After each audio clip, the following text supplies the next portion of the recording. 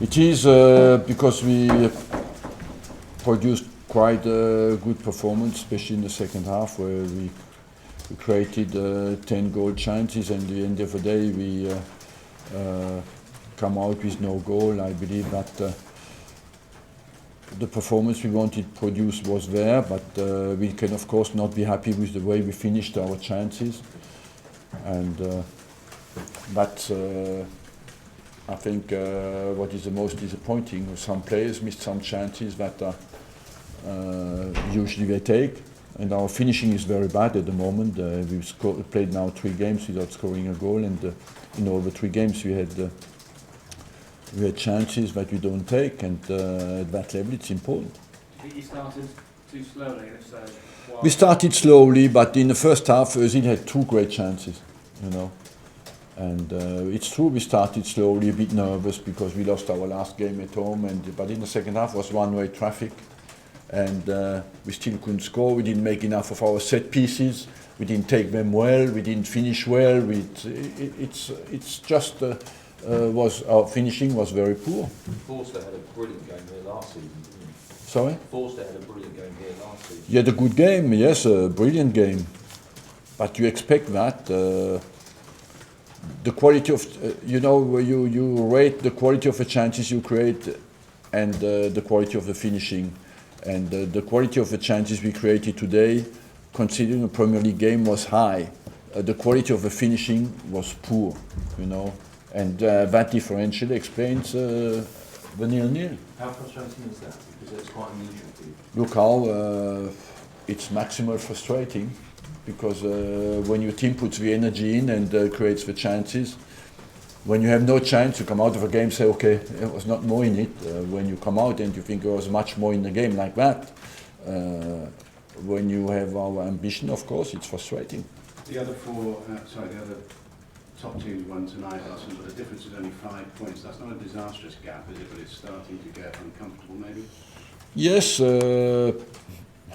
Leicester won again, you know, and now I'm sure that everybody will take them very seriously, especially in the media. So they will be under pressure as well. And but we have not to look too much at Leicester or Man City. We have to win football games, you know, and to focus on how to respond quickly and win our next game. That's all we can do. It's a dream to think that you will catch the others if you do not win your games. And in the last 3 games, we took 2 points. Do you feel that the players are under? Do you feel as if the players think they're under pressure? You mentioned that maybe the pressure coming onto Leicester. Do you feel that your players are suffering under pressure a bit? Honestly,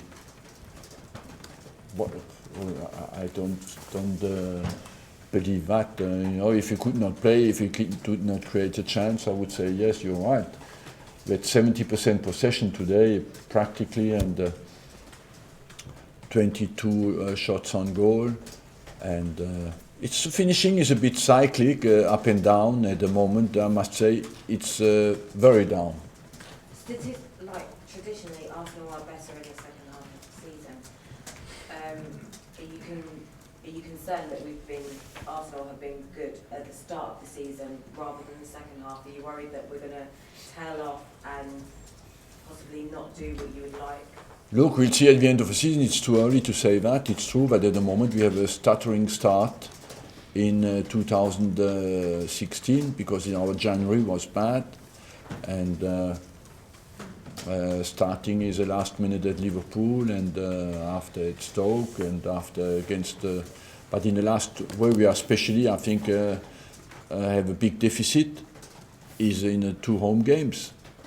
Play with 10 men the whole game against Chelsea, and today we create 10 chances and don't score. So that's where we have a deficit at the moment. We have to catch that back, and we have a difficult program, especially away from home.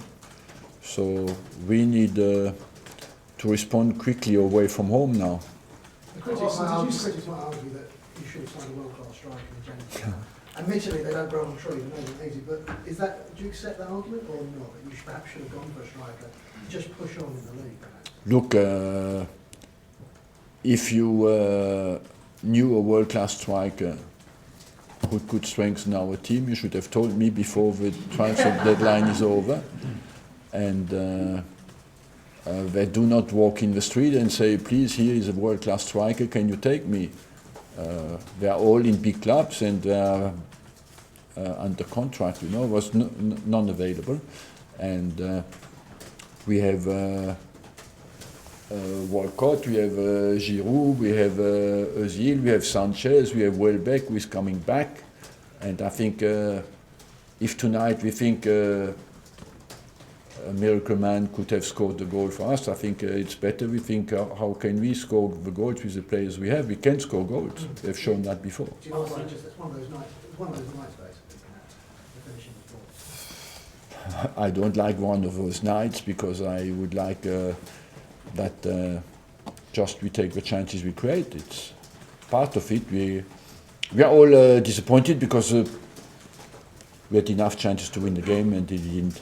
And the differential between the chances created and the way the goals we scored is too big tonight.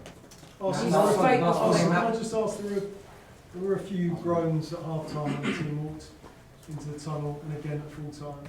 What can you do to make sure that those doubts don't creep into the dressing room?